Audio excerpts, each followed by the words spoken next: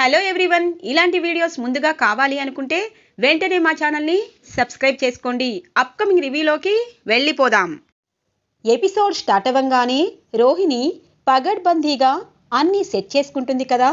Mutton కొట్టే మాణిక్యానికి Malaysia మామయ్యగా తన ఇంటికి రావడం కోసం, అలాగే తనకి పుట్టింటి వారు సారె పెట్టడానికి ఇక డబ్బుల్ని కూడా గుణ దగ్గర అప్పుగా తీసుకొని ప్రశాంతంగా ఇంటికి వస్తుంది రోహిణి. రోహిణి ఇంటికి రావడంతోనే ఇక ప్రభావతి, మనోజ్, అమ్మ రోహిణి ఏంటి ఈరోజు లేటుగా వస్తున్నావు, మనం రేపు ప్రయాణం అవ్వాలి కదా అని అంటుంది ప్రభావతి. అత్తయ్య, బయట కొంచెం పని ఎక్కువైంది, పెళ్ళిళ్ళున్నాయి కదా, అందుకే లేట్ అయింది అని చెప్పి అంటుంది రోహిణి.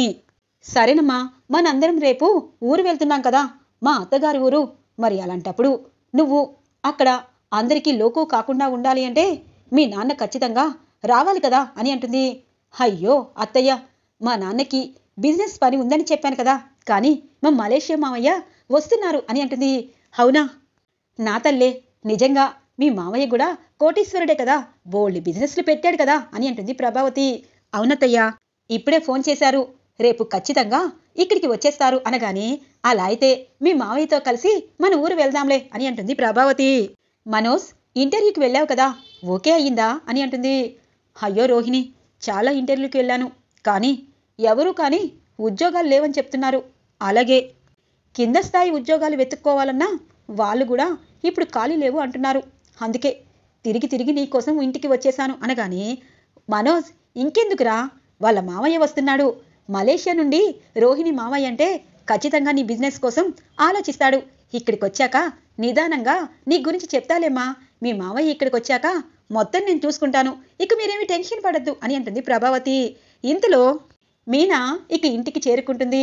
చేతిలో కవర్ చూసి, ఏ మీనా, ఆ కవర్ ఏంటే, అయినా ఏంటి ఇంత లేటుగా వచ్చావు, అందరూ ఇంటికి వచ్చారు, వాళ్ళకి కాఫీలు ఇవ్వాలని తెలీదా అనగానే, ఎందుకత్తయ్యా, నా కోసమే ఎదురు చూడాలని ఎందుకు అనుకుంటున్నారు, మీరున్నారు, రోహిణి ఉంది, శృతి కూడా ఉంది, మీరు వాళ్ళిద్దరికీ ఎలా కాఫీ పెట్టాలని నేర్పిస్తే సరిపోతుంది కదా, నా కోసం ఎందుకు ఎదురు చూస్తారు, ఎందుకంటే నేను పూలు అమ్ముతున్నాను అనగానే, ఆపవే, నువ్వు పూలు అమ్ముతున్నావని అందరికీ తెలుసు, కొత్తగా వాళ్ళు వీళ్ళు చేయాలని అంటున్నావేంటి, నువ్వేం చేస్తావు అనగానే, నేనేం చేయాలత్తయ్యా, నేను ఇంట్లో పనులన్నీ చేసేసి వెళ్తున్నాను, పైగా మౌనిక కోసం నేను మా ఆయన ఊర్చి మార్చి అన్ని డబ్బులు ఇచ్చాము, అలాగే కారు ఫైనాన్స్ ఓడు ఇంటికొచ్చి పరువు తీయకూడదని ఇలా కష్టపడుతున్నాము అనగానే, మరి ఆ చేతిలో సంచేంటే అని అంటుంది. ఇదా అని చెప్పి అనేలోపు బాలు వస్తారు. ఏంటమ్మా లక్ష్యావతి, ఏదో మాకు తగ్గ ఏదో చీర కొన్నాను నా భార్యకి అనగానే, ఇంతలో మనోజ్, ఏరా నువ్వు చీరలు ఎప్పుడు నుండి కొంటున్నావు అనగానే, నేను పార్కులో కూర్చుంటే ఆ పని చేసేవాడిని కాదు, నా భార్యకి చీర కొన్నాను, పైగా నా భార్య పూలమ్మి ఇక్కడికొస్తే కాఫీ పెట్టమంటున్నావు, ఏంటమ్మా లక్ష్యావతి, నువ్వు మీనాని పని మనిషిగా ట్రీట్ చేస్తున్నావా అని అంటారు బాలు. ఇంటి కోడలు పని మనిషి ఎలా అవుతుంది, మీనా వాడెప్పుడు ఇలాగే అంటాడు, వెళ్ళి కాఫీ పెట్టికిరా, అలాగే పకోడీ కూడా చెయ్యి అని చెప్పి అంటుంది. ఇంతలో సత్యం వస్తారు. అవునమ్మా, చాలా రోజులైంది, పకోడీలు చెయ్యి, రేపటి నుండి మా అమ్మ చేసే వంట నేను తింటాను అనగానే, ఎందుకు నాన్న మీకు ఆ శ్రమ, ఇదిగో ఈ ఇంటి కోడళ్ళని ఈవిడ వేయించుకొని తింటుంది, ఇక మా నానమ్మ ఆ సుశీల డార్లింగ్ ఈవిడ్ని వేయించుకొని తినడం నేను చూస్తాను అనగానే, అవునరా, ఏదైనా మాట్లాడితే వేయించుకొని తిన్నాను అంటారు, అంతే అని అంటుంది ప్రభావతి. ఇక మనోజ్ అలాగే రోహిణి పైకి వెళ్తారు. రోహిణి, నిజంగా నాకు చాలా సంతోషంగా ఉంది, మీ మామయ్య వస్తాడు అనగానే, నిజమే, మా మామయ్య నా కోసం వస్తాడు, కానీ ఇక్కడ ఉన్న వాళ్ళందరితో నాకు బెంగలేదు మనోజ్, బాలుతోనే, ఎందుకంటే బాలు ఏదో ఒకటి తను అంటారు, కోపం వస్తుంది, ఒకవేళ మనకి డబ్బులు సర్దాలన్నా సర్దలేని పరిస్థితి, కోపం వస్తే ఎవరైనా డబ్బులు ఇస్తారా అని అంటుంది.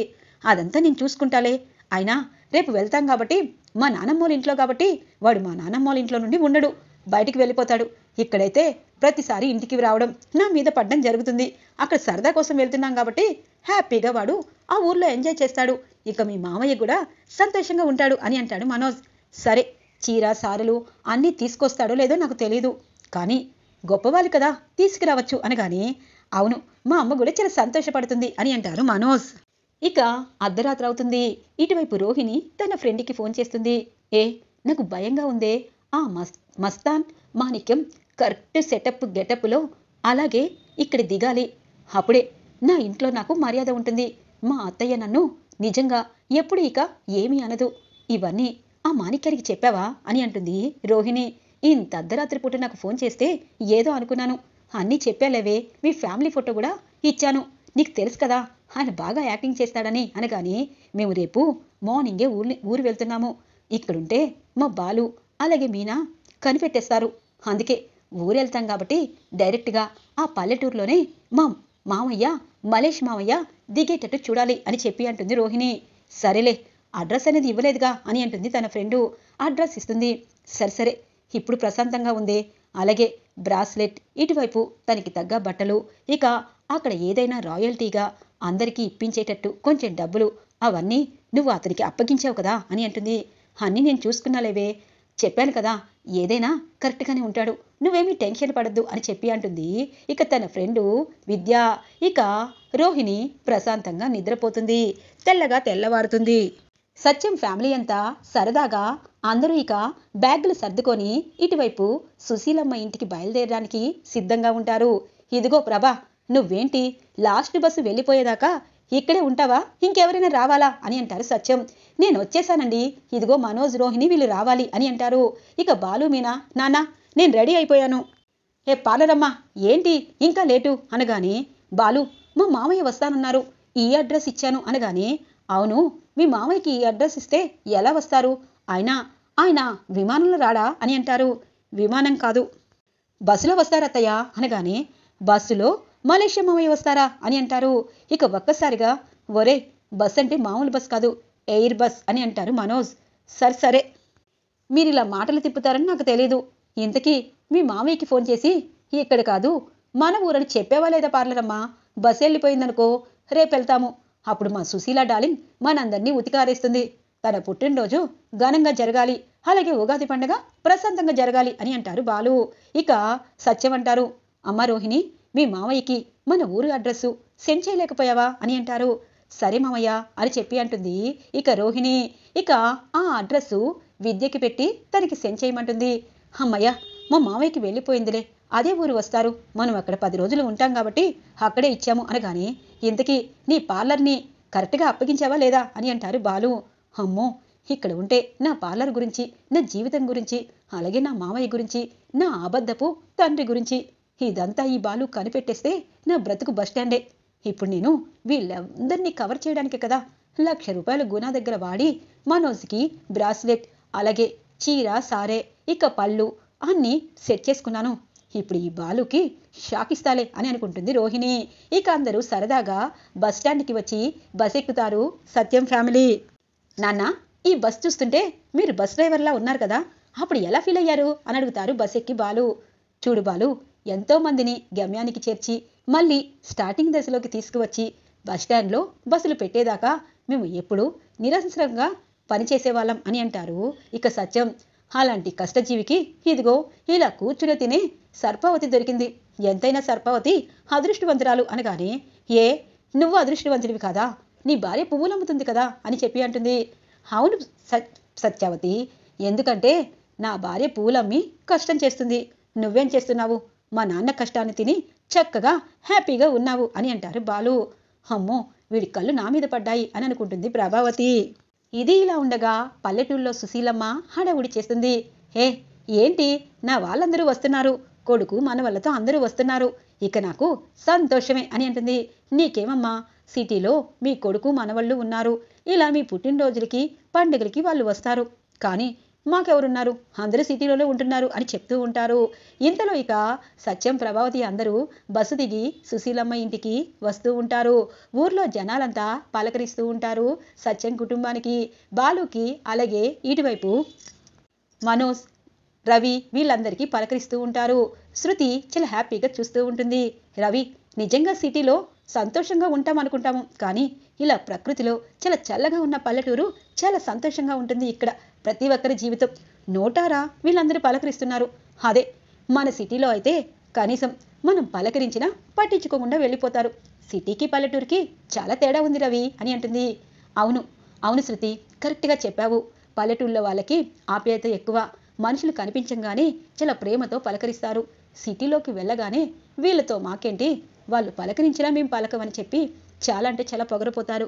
అందుకే పల్లెటూర్లు ఎప్పుడూ నిజంగా పట్టుకొమ్మలు అంటారు అనగాని, మీనా నువ్వు చాలా బాగా చెప్తావు. పల్లెటూరు అంటే నీకు ఇష్టమా అని అంటుంది శృతి. అవును, ఇక్కడున్న అమ్మమ్మ చాలా ప్రేమగా మాట్లాడుతుంది, చాలా ప్రేమగా భయం చెప్తుంది, చాలా ప్రేమగా వంట చేసి అందరికీ పెడుతుంది అనగాని, సరే అమ్మమ్మని నేను చూడాలి, అమ్మమ్మతో బ్లెస్సింగ్ తీసుకుంటాను అని అంటుంది శృతి. ఇక ఇంటికి చేరుకోగానే సుశీలమ్మ ఆప్యాయంగా అందరికీ పలకరిస్తూ, అమ్మ మీనా ఎలా ఉన్నావు అనగానే, అమ్మమ్మ బాగున్నాను అనగానే, మీ అమ్మేంటి నన్ను కూడా పలకరించడం లేదు, ఆ మీనానే పలకరిస్తుంది అనగానే, నువ్వు మా అమ్మని సరిగా చూసుకుంటే నిన్ను పలకరించేది, మీనా వచ్చినప్పటి నుండి తిన్నావా అమ్మమ్మ అమ్మమ్మ అనేది, నువ్వు అనలేదు కదా ప్రభా అని అంటారు. సర్లేండి, అత్తయ్య అంటే నాకు ఇప్పటికీ భయమే, నా కోడలికి నేనంటే భయం ఎక్కడుంది అనగానే, నువ్వే వాళ్ళని నెత్తి మీద మోస్తున్నావు అని అంటారు సత్యం. ఏరా ఇంకా నీ పెళ్ళం నీకు ఏదో చెప్తున్నట్టుంది, ఏంటి ప్రభావతి ఏం చెప్తున్నావు, ముగ్గురు కోడళ్ళు వచ్చారు, ఇంకా నువ్వు కంప్లైంట్లు ఇస్తూనే ఉన్నావా అని అంటారు సుశీలమ్మ. అదేం లేదులే అత్తయ్య అని అంటుంది. ఇక అందరూ కాళ్ళు కడుక్కొని చక్కగా లోపలికి వస్తారు. శృతికి మాత్రం చాలా హ్యాపీగా అనిపిస్తుంది. ఇటువైపు రోహిణి మాత్రం ఈ అడ్రస్ తెలుసుకొని ఈ ఊళ్ళో వాళ్ళందరి దగ్గర మా మలేషియా మావయ్య గొప్పతనం మా అత్తయ్య చెప్తుంది. ఇక అందరూ హ్యాపీగా నా గొప్పతనాన్ని పొగుడుతారు. ఇక ఒక 6 నెలల దాకా ఇక నా ఇంటి వాళ్ళు నా పుట్టింటి వాళ్ళ కోసం బాలు మీనా ఎవ్వరు ఎత్తరు అని అనుకుంటుంది రోహిణి. ఇక సుశీలమ్మ తన కొడుకు కోడళ్ళు మనవల్ని చూసి ఆనందంతో ఉబ్బి తబ్బిబ్బవుతుంది. ఇక మీనా అంటుంది, అమ్మమ్మ నేను వంట చేస్తాను అనగానే, నువ్వే వంట చేయాలా, ఇంకా ఇద్దరున్నారు కదా, ఏరా రవి ప్రేమించుకొని అందరికీ చెప్పకుండా పెళ్లి చేసుకున్నావు, నీ భార్య చాలా అందంగా ఉంది అనగానే, అమ్మమ్మ మీరు కూడా బ్యూటిఫుల్గా ఉన్నారు అని అంటుంది శృతి. శృతిని చూసి చాలా సంతోషపడుతూ ఉంటుంది సుశీలమ్మ.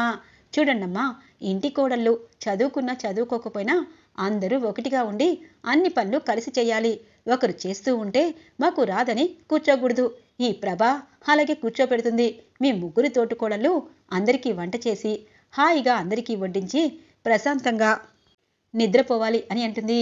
సరే అని చెప్పి ముగ్గురు వంట చేస్తూ ఉంటారు. ఏ ప్రభావతి ఖాళీగా కూర్చుంటావేంటి, చెట్లకి బోల్డన్ని పూలున్నాయి, అన్నీ కోసుకొద్దాం పదా అనగానే, అమ్మా నువ్వెందుకు అని అంటారు సత్యం.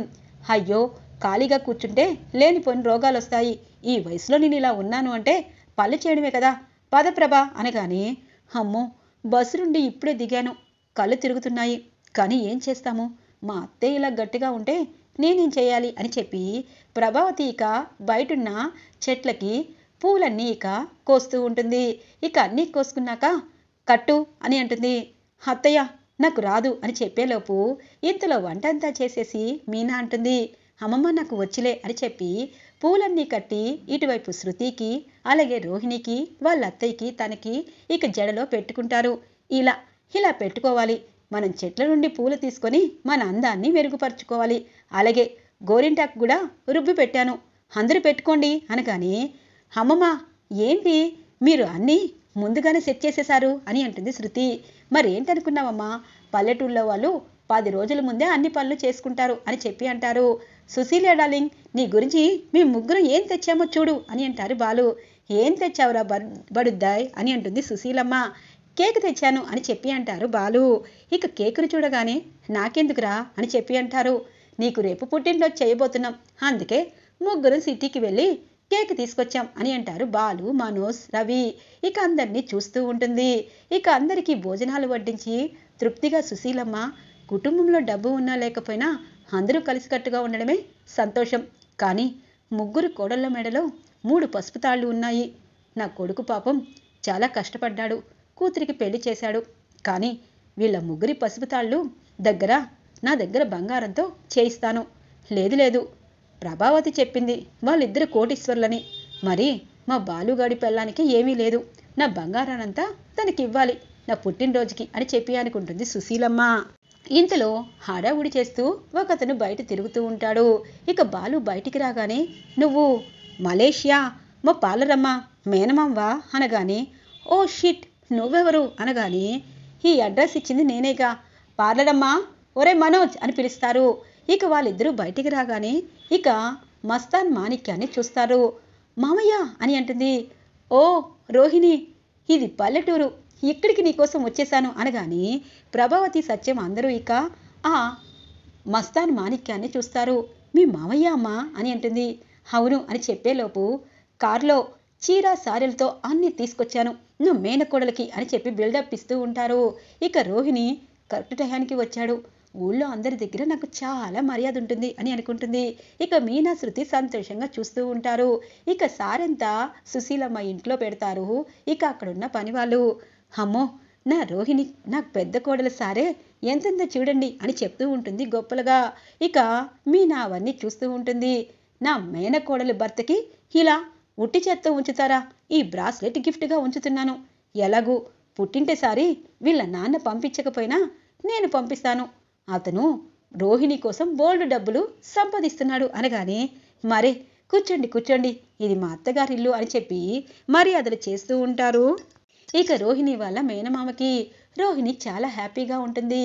ఇక మీనా బాలు చూస్తూ ఉంటారు. మీనా ఎందుకో నాకు తేడా కొడుతుంది, ఈ మస్తాన్ ఎక్కడో చూసినట్టుంది అని అంటారు బాలు. ఊరుకోండి, పాపం రోహిణి కోసం ఎవరూ రాలేదని మీరే అన్నారు. వాళ్ళ మామయ్య చూసారా సారి తీసుకొచ్చారు, మనోజ్కి కనీసం బ్రాస్లెట్ పెట్టారు. ఇప్పుడు అత్తయ్య మీకు ఏమీ పెట్టలేదని నన్ను మా వాళ్ళని అంటుందేమో అనగానే, మా అమ్మకు అదే పని కదా. ఒరే మనోజ్ బ్రాస్లెట్ జాగ్రత్త, ఎందుకంటే పార్లరమ్మ మేనమామ నీకు గిఫ్ట్గా ఇచ్చారు, ఆ గిఫ్ట్ అలాగే భద్రంగా ఉంచుకో అనగానే కోపంగా చూస్తూ ఉంటారు మనోజ్ బాలుని. ఇక ఇదంతా గమనిస్తుంది సుశీలమ్మ. అంటే ఇద్దరి కొడుకులకి ఉన్నతంగా ఉన్న ఉన్నతమైన చదువుకున్న డబ్బున్న కోడళ్ళు వచ్చారు, మరి మా బాలుగాడికి పేదింటి గుణవంతురాలు వచ్చింది, మరి తనకి నా రూపాయి ఇవ్వాలి కదా అని చెప్పి ఇక రాత్రంతా మీనా బాలు కోసం ఆలోచిస్తుంది సుశీలమ్మ. తెల్లగా తెల్లవారుతుంది. సుశీలమ్మ సత్యాన్ని పిలుస్తుంది. అమ్మ చెప్పు అని అంటారు. చూడు సత్యం, నేను ఈ ఊళ్ళో ఈ ఆస్తులని అలాగే ఇక్కడున్న పొలాల్ని అన్నీ చూసుకుంటూ ప్రశాంతంగా ఉన్నాను. నాకు చాలా సంతోషంగా ఉంది. మీరు సిటీలో ఉన్నా ఏదో ఒక సమస్యతో అక్కడ ఇబ్బంది పడుతున్నారు, అందుకే నేను ఒక నిర్ణయానికి వచ్చాను. రేపు నా పుట్టినరోజు కదా అని అంటారు. అవునమ్మా, రేపు నీ పుట్టినరోజు, ఎల్లుండి ఉగాది పండుగ అని అంటారు. అందుకే నా పుట్టినరోజు నాడు అలాగే నా దగ్గరున్న ఆస్తుపాస్తులన్నీ నేను పంచాలనుకుంటున్నాను అనగానే, అమ్మా వద్దు అని అంటారు సత్యం. అలా అంటావేంట్రా? కొడుకుగా నీకివ్వాలి, కానీ నీకు కొడుకులు పుట్టారు కాబట్టి వాళ్ళకి ఇవ్వాలనుకుంటున్నాను. వాళ్ళు కూడా జీవితాల్లో ఖచ్చితంగా ఈ డబ్బు ఉపయోగపడుతుంది కదా అనగానే, అవునత్తయ్య తప్పకుండా ఉపయోగపడుతుంది.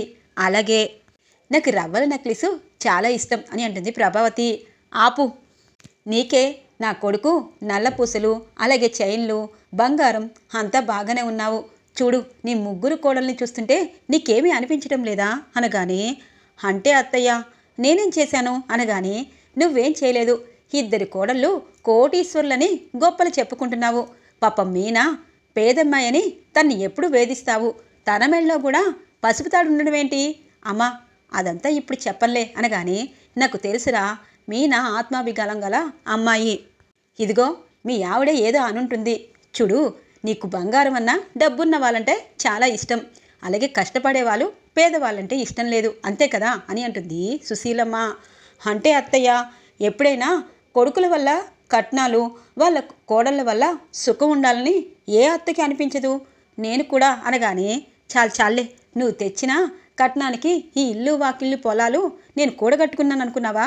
నీ కూతురింతకి బాగుందా? అక్కడ పైకి మెరుగులు చూపిస్తారు, పెద్దింటి వారు అక్కడ ఎన్ని కష్టాలు పడుతున్నారో. ఒరే సత్యం, ఒకసారి మౌనిక ఇంటికి హఠాత్తుగా వెళ్ళండి, అక్కడ తన పరిస్థితి తెలుస్తుంది అని అంటుంది సుశీలమ్మ. అవునే సుశీల డార్లింగ్, కరెక్ట్గా చెప్పావు. నా బామ్మర్దిగాడు ఎప్పుడూ తేడాగానే ఉంటాడు, కానీ మౌనిక ఎప్పుడూ తను ప్రశాంతంగా ఉంది సంతోషంగా ఉందని చెప్తుంది. కానీ ఒక్కసారి సడన్గా వెళ్తే అక్కడ పరిస్థితి తెలుస్తుంది అనగానే, నోర్ముయిరా, మౌనిక చాలా సంతోషంగా ఉంది. అత్తయ్య మీరేమీ కంగారు పడద్దు, మౌనిక వాళ్ళు కోటీశ్వర్లు, తన్ని పువ్వుల్లో పెట్టి చూసుకుంటున్నారు. మొన్న చైన్ 16 రోజుల పండక్కి వాళ్ళు ఎంతగానో ఇంటికి వచ్చారు అనగానే, తెలుసులే వాళ్ళు వచ్చారు, ఆ భాగవతం తెలుసు. ఈ లక్ష్యావతి మాటలు వింటే సుశీల నీకు పుట్టినరోజు ఉండదు, అందుకే ఇక్కడ టౌన్కి వెళ్ళి నేను మీనా మంచి చీర కొంటాము అనగానే, అది నా మనవడంటే. చూసావా ప్రభా, ఇద్దరు మనవల్లో ఎవరు కనీసం కోటీశ్వర్ల ఇంటి కూతుర్ని చేసుకున్నాడు, ఒక్క బాలునే నాకు చీర కొంటానన్నాడు అనగానే, అంటే బాలుకే మొత్తం ఇక్కడున్న ఆస్తిని ఇచ్చేస్తావా అనగానే ఈ సుశీల అంత తెలివి తక్కువగా ఎందుకు ఆలోచిస్తుంది? రేపు మీకు మెలిక పెడతాగా. సరే చూడు బాలు, నీ దగ్గర డబ్బులుంటే తీసుకురారా, లేకపోతే డబ్బులు తీసుకెళ్ళు అనగానే అమ్మా వాడి దగ్గర డబ్బులున్నా లేకపోయినా వాడు ఎవరికి కావాల్సినవి వాళ్ళకి తెచ్చేస్తాడు. వెళ్ళు మీనా, నువ్వు కూడా వెళ్ళమ్మా అని అంటారు. సరే అని చెప్పి మీనా బాలు ఇక సుశీలమ్మకి మంచి చీర కొనడానికి షాపింగ్కి వస్తారు ఆ పల్లెటూరులో. ఇక రోహిణి మనోజ్ ఆలోచనలో పడతారు. మనోజ్, మా మామయ్య వచ్చారు కదా, ఇంకొక 2-3 నెలల్లో మనకి బిజినెస్ ఇవ్వడానికి అన్ని ఏర్పాట్లు చేస్తానన్నారు కదా, డబ్బులు అరేంజ్ చేస్తానన్నారు కదా, ఈలోపు నువ్వు మంచి ఉద్యోగం చూసుకో, అప్పుడు మా మామయ్య ఇచ్చే డబ్బులు మనకి అవసరం ఉండదు అనగానే అయ్యో రోహిణి, అన్నీ ట్రై చేస్తున్నాను కదా, కానీ నాకు తగ్గ ఉద్యోగం నేను చేస్తానన్నా వాళ్ళు ఇవ్వటం లేదు, పోనీ తక్కువ ఉద్యోగం కూడా ఇవ్వటం లేదు, చాలా ఇంటర్వ్యూకి వెళ్ళాను కదా అనగానే చూడు మనోజ్, ఒకటి మాత్రం నిజం, నువ్వు చదువుకున్నావు, నీకంటే చిన్నవాళ్ళు ఎదిగిపోతే మనం ఎప్పుడైనా కింద స్థాయికి వెళ్ళిపోతాము. అందుకే ఎవరో ఏదో ఇస్తారని ఎదురు చూడకుండా మనకి మనమే కష్టపడితే పైకి వస్తాము.